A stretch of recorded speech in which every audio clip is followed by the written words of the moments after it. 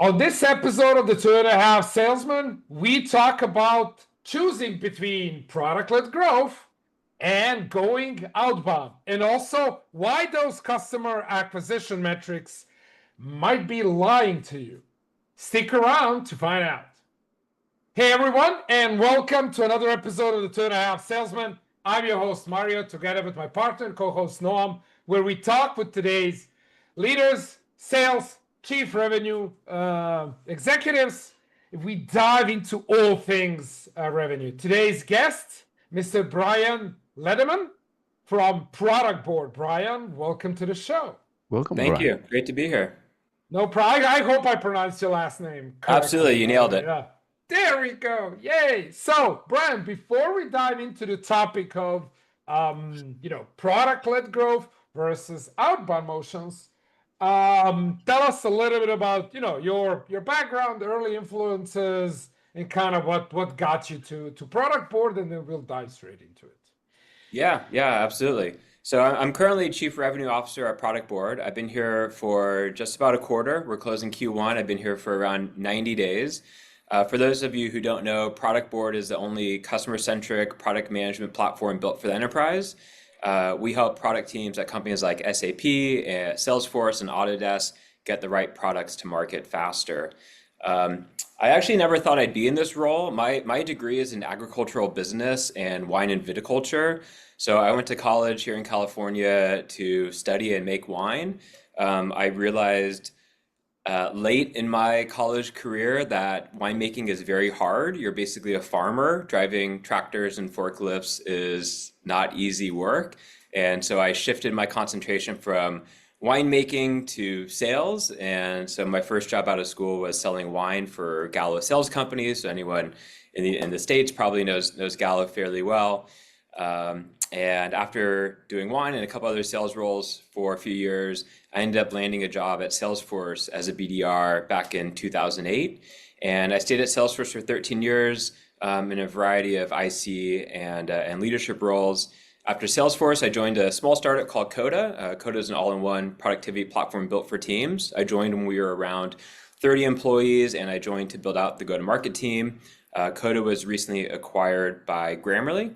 And so I left Coda in February of this year as part of the acquisition, and now find myself here at Productboard. That's 20 years in 30 seconds. 20 years of grind, I would say. Well, it's funny, when I was talking to recruiters for the job I'm in now, I got these JDs sent to me, and it'd say 15 years of SaaS experience. And I was like, I'm not qualified for this. I don't have 15 years. And then I was like, oh no, I actually do. I have more than 15 years of experience now. So it goes by fast. Yeah, that's I always tease Noam. Noam has been doing sales since the Civil War. I mean, American Civil War. No, I was talking. I thought you were talking about, the Industrial Revolution. The Industrial Revolution, just before that. Cool. Okay, so today's topic is product and product-led growth, so product-led motions as a GTM versus outbound. And I know this is a huge topic, and we could probably talk hours and hours and hours on this. But I would like us maybe to touch on some aspects that are really, really important here. So, and I think it's maybe serendipitous that you are coming in with fresh eyes in a new company. So let's begin with, you come in as a CRO, so you oversee the entire revenue motion, right? Everything, marketing, sales, client success. So how do you know, product-led growth should be the way we go versus, maybe we should hire a bunch of SDRs and just pound the phones? Yeah.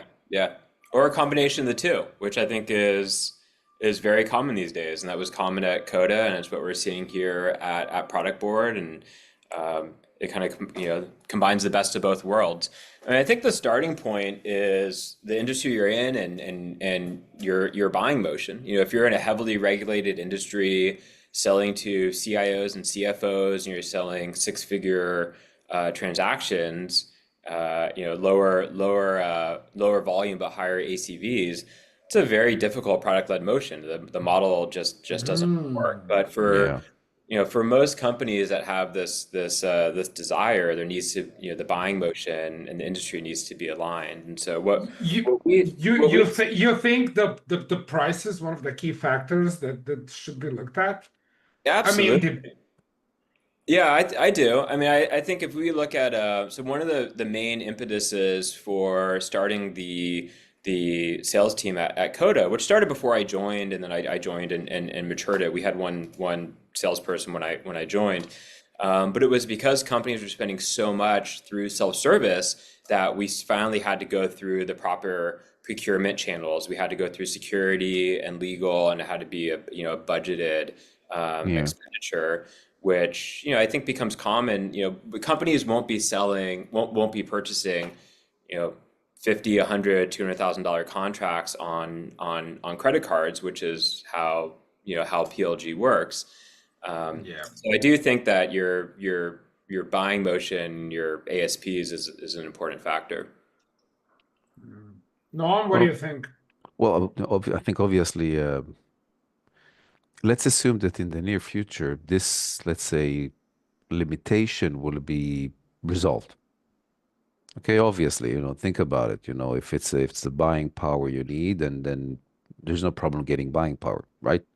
So let's assume that, in an imaginary world, in less than 2 years, we will be able to digitally transfer 2,000, 200K because we think it's what we need, just for the sake of the argument. Then this will completely, I would say, change the way we look at things. Now, before I continue, I know Mario knows that every conversation we had with leaders such as yourself, Brian, I represent the old school in every conversation, right? It's the Middle Ages before we had SDRs, right? We didn't have any SDRs in the Middle Ages, right? If we wanted to do something, I just took a horse and just right to the next town. So it wasn't a town, it was a fortress. So anyway, the thing is that for me, the best thing to do is actually to outbound the old school, the old way, as you said, grinding the organization, mapping it, getting the power map and the influence map correctly, and then work it out, work through legal, work through procurement, all the paperwork needed and so on, and then get the deal done. But, things change. And, the way I see it, the size of the ticket, as you mentioned, is slowly increasing. So for me, maybe, I would say a few more years, maybe there's not going to be a limitation. So that will possess the real questions, I would say, to chief revenue officers that redesign the entire sales motion. What exactly is going to be the best way to do it? Just imagine, for the sake of the argument, no limitations in the size of the ticket. Then what will you do? Then you're absolutely complete. The road is open. You can actually do everything. So what do you think about that? Yeah. I mean, I think it's just one of the decision criteria. I think looking at, are you selling a complex product that you're not able to have a meaningful trial experience on, right? How can customers Yeah. understand what the value and impact is of your product if they're not able to try it and if they can't try it in their environment? Are you selling into a heavily regulated industry, and does your MSA allow for that? Are you selling into the enterprise or mid-market, right? And if you're selling into more of Yeah. an SMB space, and sure, fire away. There's a great way to put a PLG structure around a lot of the contracting process. But if you're trying to break into the Fortune 1000, there's almost no way in the Yeah. world you're going to be doing any meaningful contracts or even a small contract through PLG. And I think a lot of that's changed, right? Over the last few years, we've seen a huge focus on tool consolidation, and a huge clampdown in departmental budgets. And so I think those buying patterns have really adjusted over the last couple of years. I know we saw that significantly at Coda, kind of late 21, early 22, where customers used to put 5, 10, 15,000 on a credit card, and now Yeah. that's a protracted procurement cycle just to get a modest deal done. So I think there's a lot of factors that go into that, but Yeah. more than just the ASPs. Yeah, I agree. I don't think this utopian world you're talking, Noam, of people just whipping out credit cards and buying 200K worth of software is happening anytime soon. And Well, I think the way that you're seeing that though is when you get in aggregate, and that's been some of the great playbooks that you've seen from, like early days at Jira, early days at Figma, where it was, hey, you have 100 people that are paying us $1,000 a year in corporate spend, and let's get this on an enterprise contract. And so you do see that in aggregate, but very rare that it would be on an individual contract of that scope. Yeah. Whenever Noam and I get in the company, right, one of the first things we look at are the metrics, right? So when we take a look at top of the funnel, when we're looking at what the account executive is doing, doesn't matter if it's mid-market or they're going after enterprise. We basically obsess over that, right? And we try to teach the whoever runs, it doesn't matter, marketing, sales, like what are your numbers? What are your metrics? And there is a fundamental difference between what metrics you should look at, in the PLG motions and in outbound. Yeah. But let's focus here on selling into enterprise, but from a PLG product, right? So having enterprise reps versus having a pure outbound motion and then having those enterprise reps. Yeah. I can talk a little bit about how we're structuring this at Productboard. Actually, I think it's really relevant. Where we have a growth team focused on self-service, and they have, and a good chunk of our business is self-service. And the growth team has two core metrics, one of which is growing self-service revenue, and the other is building enterprise pipeline. And so the question is how those come together then. And so how do we look at the trial experience and the top of funnel that we're driving into the trial itself, and what's the trial conversion rate for enterprise firmographic logos that we're going for, and versus the SMBs and the soloists that might be coming through that same acquisition funnel. And so when you think about what is that meaningful experience that a bottoms up sales motion can go through a self-service funnel, they're completely different metrics that you'd be looking at if that same acquisition path was putting someone into a traditional top of funnel campaign where maybe they're filling out a lead form. And so it's an interesting question that at the very top of the funnel is, do we want to push this person who's engaging with our brand, with our product, into a trial experience or into a sales experience? And how do you make that determination based on the whatever metric like this content or this, maybe we don't even know who this individual is. So what type of content are we meant, or what type of individual is this content meant to, or this experience meant to be speaking to? So yeah, I don't know if you've seen that with other companies you looked at, but we think really, we think a lot around the motion that we're pushing individual contacts into, either sales led or self-service. Not a lot of companies are as sophisticated at this. That's exactly what I wanted to say. Most again, this is not to insult anybody, but people tend to create like a one size fit all, okay, if you could say, kind of metrics, and then what happens is that you're trying to squeeze a square into a circle or whatever, right? So this is basically what's happening. Well, the level of sophistication that you're now applying is trying to to distinguish between what type of experience will you want the individual to go through next, and then basically building the path. This is absolutely amazing. Well, I don't think it's very different from what you were describing earlier, Noam, when you're saying you have to map the organization and go through the organization, and it depends on the product you're selling. We sell a product management platform, and so within the product management platform, we have ICPMs, and we have CPOs, we have VPs of product operations. And so when you think about those individual roles, The way we're engaging with CPOs is a very different marketing and top of funnel experience where it might be leaders or thought leadership pieces. But for the ICPMs, who a lot of times with these types of products that can become quite viral and very useful at the IC level, we want to make sure that when we're engaging with an ICPM, we're putting them into the product. And then to get back to your question, Mario, around what are the metrics you look at?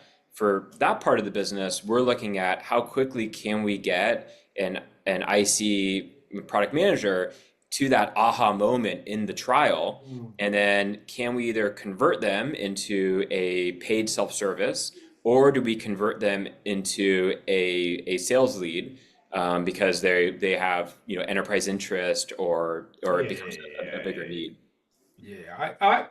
What I've seen work, and I saw a fair amount of sales leaders use trial it's a tool, right? It's a tool on how you basically run them through.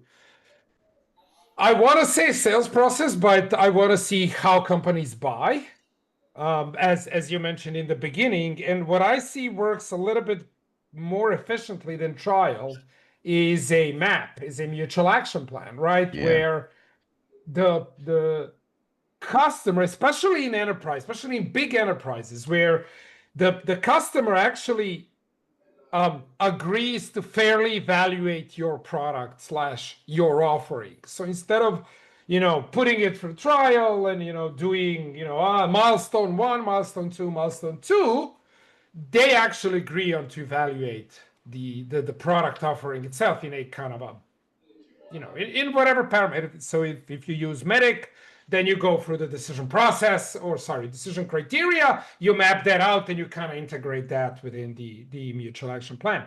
And we see this, especially Noam and I working with these large enterprises, we see this pop up more and more often. Yeah, but Mario, it's about I would say that it's mainly the way enterprises purchase, the way they make a decision. Okay, this is something that we see over and over again. So if the way they make a decision but not a lot of salespeople selling enterprise use this, man. You and I saw this. Yeah, no, a lot of salespeople don't even plan their winning strategy. Okay, that's come on. You're okay. So come on, man. No, I agree. I'm with you on this, but kind of compliment, what to build on top of what Brian said. It's the way the enterprise, doesn't matter, the company actually make the conscious decision of how to actually fairly, as you said, fairly evaluate the next step. So when you have a more mature, let's say, sets of individual that are planning the next step, fairly evaluating anything. And to be honest, it doesn't matter what you buy, what you purchase. It could be, whatever piece of software, whatever piece of service online, whatever you want, it's the same thing. And let's for the sake of the argument, let's all agree that it is a substantial amount that companies would like to put some more thinking into this process.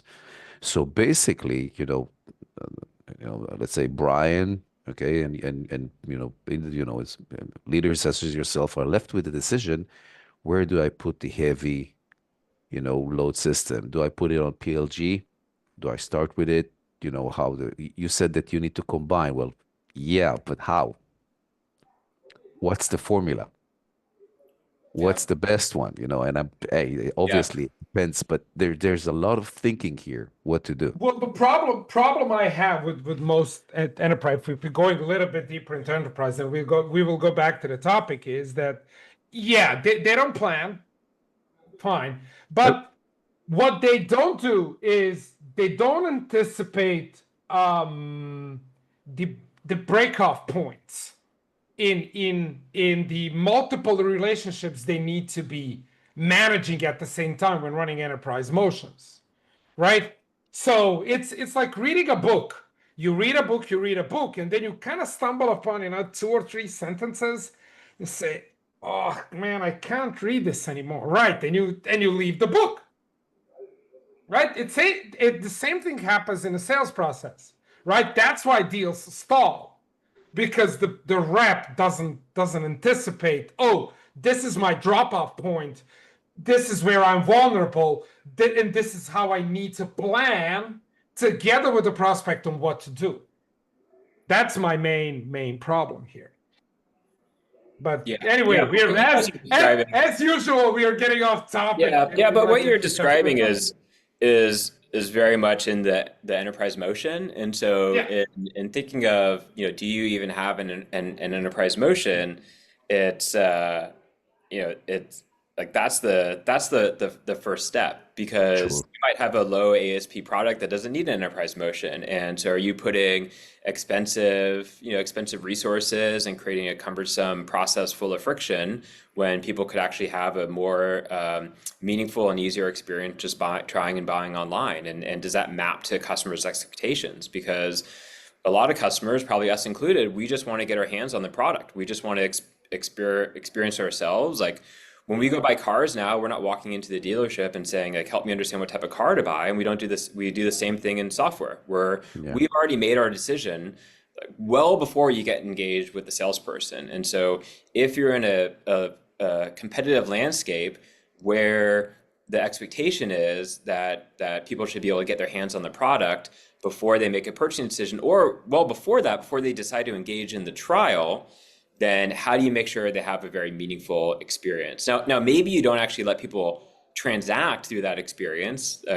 I suppose that could potentially be an option where they can trial but actually can't buy. Not sure why that would apply, but it definitely could be an option. But I think before salespeople get involved now, like the customers have made up most of their mind, and we need to be responsive to that.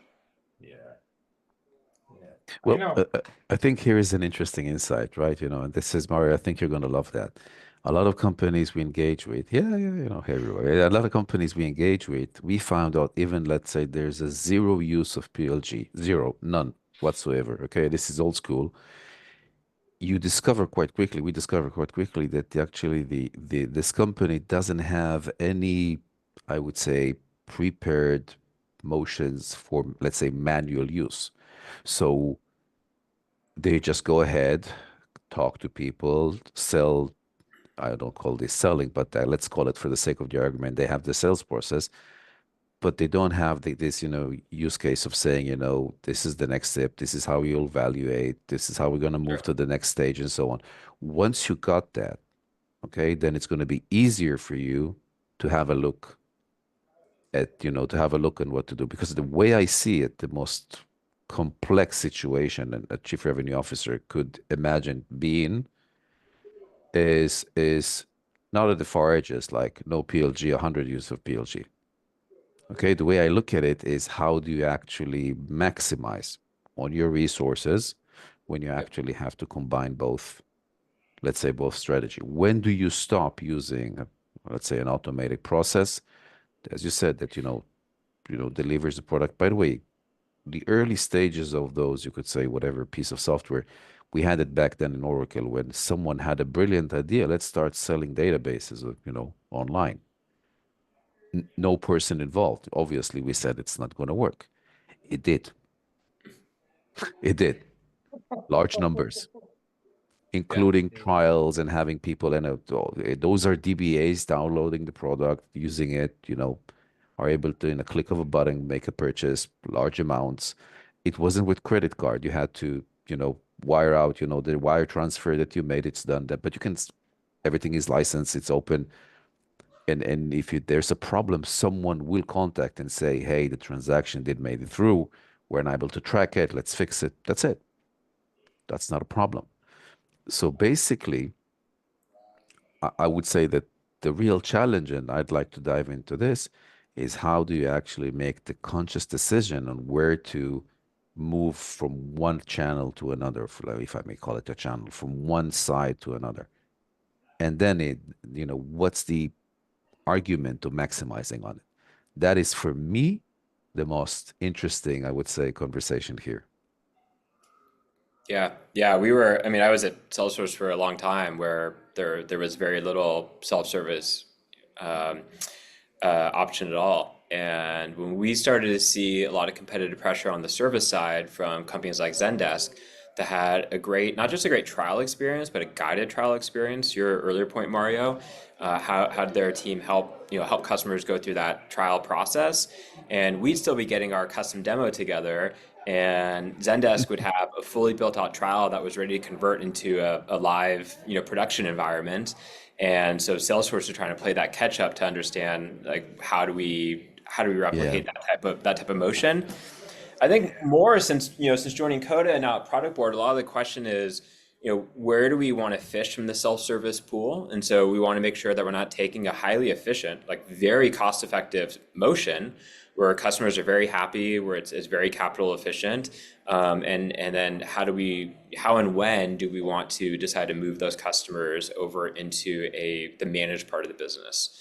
And there's a couple of different consideration points that we've looked at and experimented over my career. I think one interesting one that we did at Coda was around company size. Another was around SKU. So can companies of a certain size, purchase online, or do we want to automatically route those to the sales team? What SKU should be transacted online? A lot of companies don't publish enterprise SKUs. And so they'll let any enterprise size customer buy, their lower tier SKUs. But if it's the enterprise SKU, they have to contact sales to procure that. So there's lots of like experimentation. I think in general with PLG, like that's the key word is experimentation. And how do you have like a rapid experimentation methodology that will allow you to test quickly and then scale up what works? Because whether it's SKU or company size or some other graphic data point or usage data point that triggers that motion change, it's going to look different for every company. And so you need to have the data infrastructure and the kind of experimentation. Yeah, but you can experiment in outbound as well, right? Especially if you have a good sales leader that can actually track the conversations. So you can do that, but yeah, you can experiment more on scale. I think they're just PLG, right? Yeah, you should. Any good leader, regardless of role, should be experimenting. Of course. There's always something new that you're not thinking of. How rapid you can be doing it at scale within self-service is totally different from what you're doing on the sales side. Like running outbound sales plays, like of course, we should be experimenting. But being able to run bigger tests at scale with higher velocity is probably an interesting area of expertise that you need to have on the PLG side, that you can't just take a like a demand marketer and expect them to go run self-service. I mean, they're very different skill sets, very different technology stacks that you need. Yeah. Noam, I will disagree with with the premise of what the original job of the CRO is. That would be the first time. Not to be the first time that we disagree on this, but my opinion here. The main job of the CRO is to ensure alignment. Yeah, alignment between all of the teams, especially alignment in compensation. If there is no alignment in compensation, very difficult to align marketing, sales, and client success. Whatever motion, PLG or outbound, if you're running. So, Brian, I'm kind of curious on the topic of compensation. If you're running PLG, how do you align compensation? And then if you're running outbound with marketing serving as maybe a lead gen function? Yeah, facilitator of this. Facilitator, yeah. How do you align those from a CRO perspective? Yeah. And there's probably an org design question as well, right? 100%. The CRO might own the full revenue number. They also might just own the sales led number, and maybe the self-service number is owned by marketing or by a growth team. And so there's a big alignment question. On the PLG side, one of the things that's been interesting from a compensation standpoint is a lot of companies will try to basically take from PLG to move to sales led. And there's been, I was a part of that's the easy way out. That's the Yeah, easy way. potentially, but not from a compensation standpoint. And so I'll give you a scenario. These scenarios are all real. Like these have been played out many times. Is at one point in my career, we said, hey, we want people to move monthly contracts to annual contracts. And so basically go into the self-service bucket, take all these monthly customers, try to convert them to annual. AEs will take the path of least resistance always. And basically we would take, let's say, a $1,200 annual contract, $100 a month, and they would say, hey, we'll sell it to you for the same exact cost or even less if we compensated them on any amount, regardless if it was net positive to the company. And so you could actually be losing money on the deal as a company, but the reps are getting paid because that's what the incentives are driving. Yeah. Of course. We also have scenarios. That was actually a recent one from a couple of weeks ago here at Productboard, which was companies spending I think it was $8,000 on self-service. They want to move to a managed contract. They actually wanted to upgrade, but they didn't need as many licenses due to restructuring, and now the new contract is less. Rep doesn't get paid on that. So again, we're not aligning the incentives, and there's probably a big question as to whether or not that's okay. Is that by design? Because at the end of the day, like we need to all have our company hats on and driving overall company goals, and the company goal is a top line goal. And individual reps. You can, at least from what I'm seeing and what I've done and what I coached, very difficult to hit true north in a company, especially from the CRO side, if the compensation is not aligned with every single actor in the so whoever you consider revenue, right? So marketing, sales, client success. It's a at least for me, that's the number one job of the CRO, ensuring alignment, and with that comes compensation. So if marketing is looking at true north, sales is looking at true north, client success, then we do have true alignment, and everyone is. I've seen like super rare instances where the CRO just said, "This is our quarterly goal. And if we hit it, this is the pool from which we will divide compensation to everyone." So everyone needs to pull their own weight. Everyone needs to perform, and everyone performs. We have bonus, right? So marketing, you need to do your part, right? Is it activations? If it's PLG onboarding, is it lead gen? Is it number of meetings set? Number of MQLs generated? Doesn't matter. And then sales, you gotta sell, man. That's your purpose. That's why we are paying you. And then client success as well, upsells and stuff like that. So very difficult to get everyone on board with that. There's a lot of responsibility there.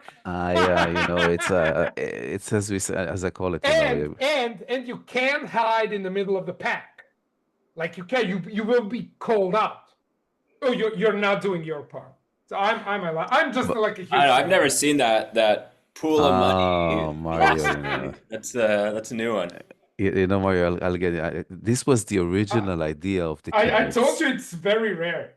Listen, this is the original idea of the kibbutz, right? Every individual will take their part. Some people will go ahead and then attend the Don't cows. go all communist on me right now, man. Listen, Come on. listen. I'm all in favor of the kibbutz, but the problem with the kibbutz approach, really, this is serious stuff here. Yeah.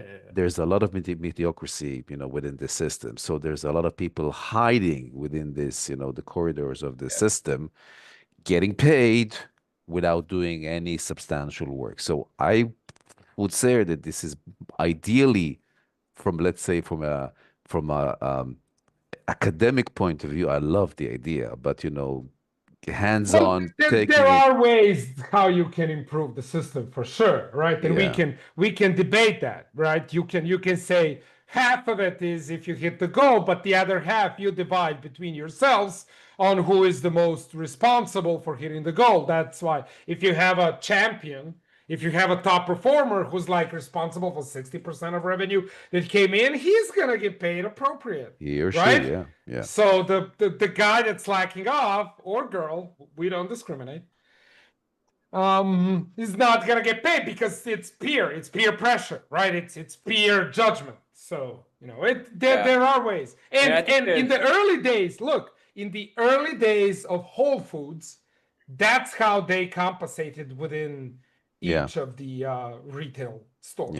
That's how they compensated. Early days. I don't know what's now under Bezos, but Whole Foods was built on this specific True. idea. You're right. Yeah. I think it's great to have people feel a real sense of shared responsibility. I think a lot of this can be driven through, I mean, like what you're describing, Mario, in terms of like the idea of these shared goals and everyone's winning together, I think can be accomplished through different spiffs and contests and ways that you create that quarterly or yearly excitement.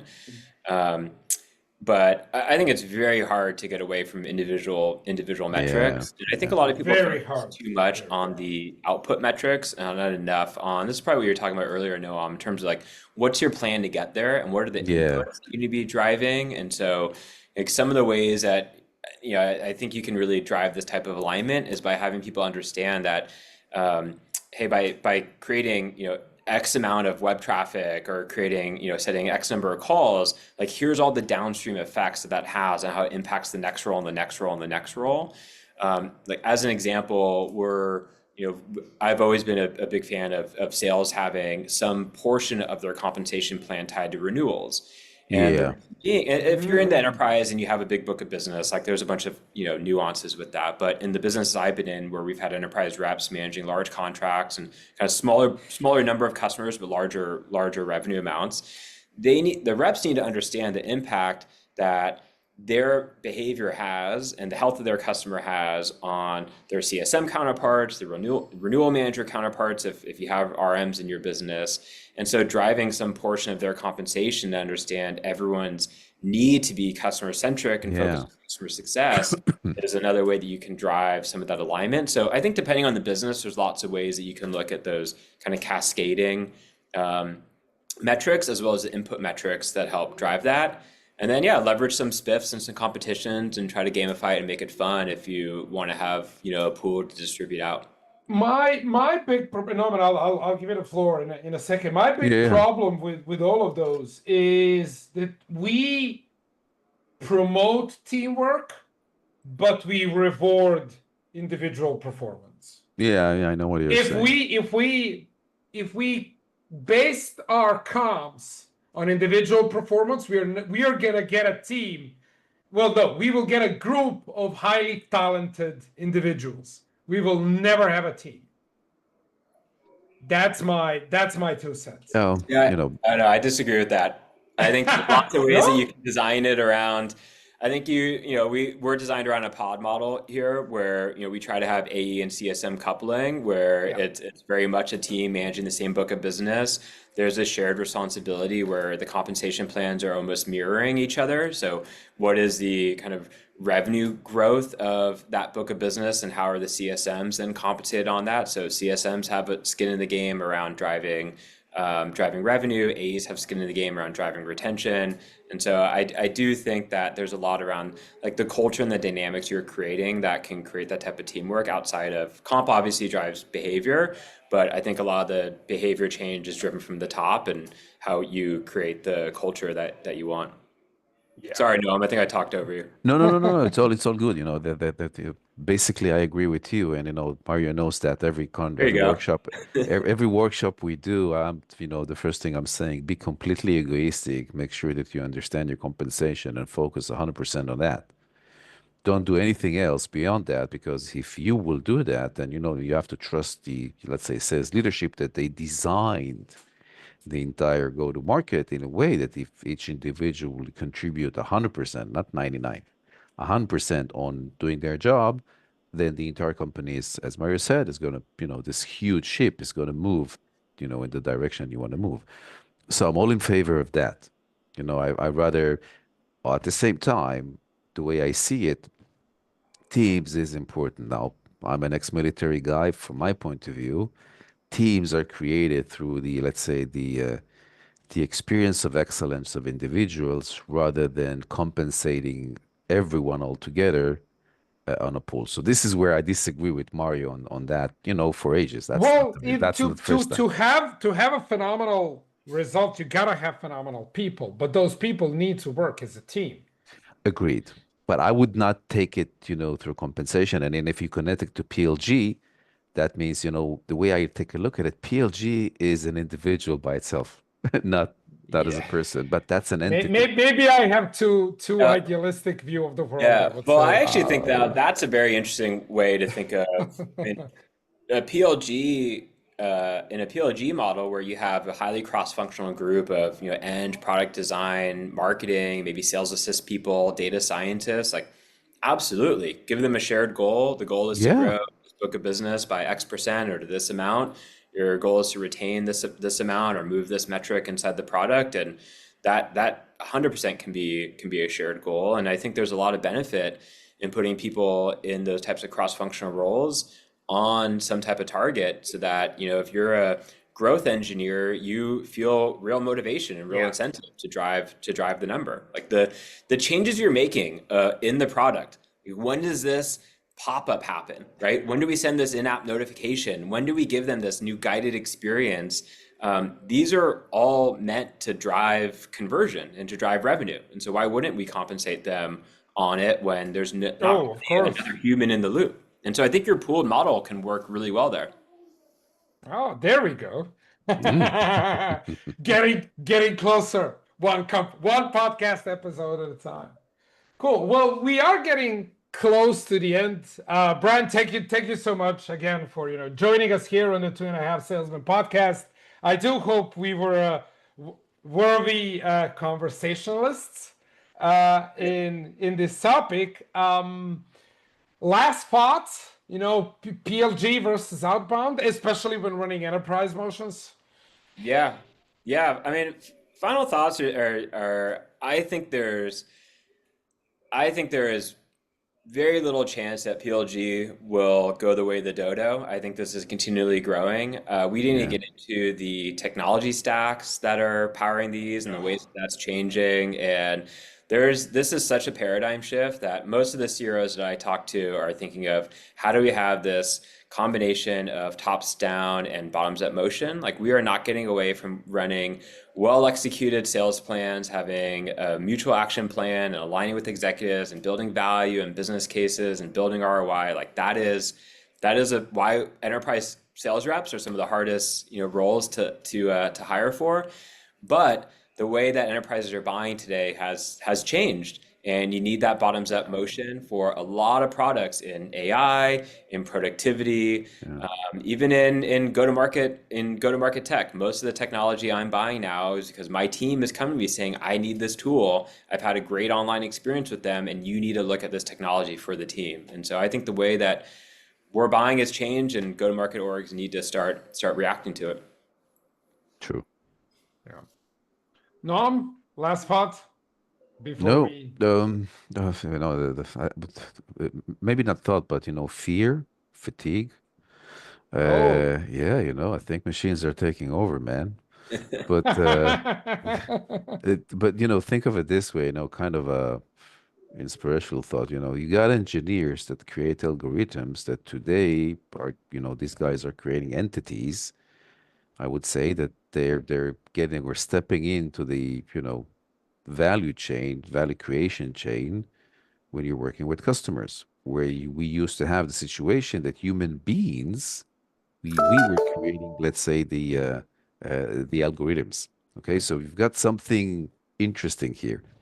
And I think that, again, this is a dream.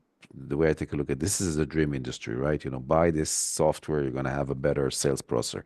Buy this software, you're going to have so it's like an endless purchasing, journey. Yeah. And I think that CROs, need to step in and bring their entire sets of skills and experience, buying, let's say, with a little bit more wisdom and creating some content. I think that today, this entire slice of the market, this piece is unclear tremendously more than it's clear. And unless you got huge, experience, substantial experience, combining PLG and outbound, you're going to get lost. And Mario, you and I both know, we're talking to CROs. A lot of them are saying, I have no idea what to do with that. Yeah. You know, where do I go with that? What do I do? So I think there's a huge space here that needs to be discovered. Yeah, I totally agree. Awesome. Cool. Well, thank you. Thank you both, you. Brian, Noam. Thank you very much. For you, everyone Brian. listening, this was another episode of the 2.5 Salesman. And until next time, keep grinding and keep selling. Goodbye.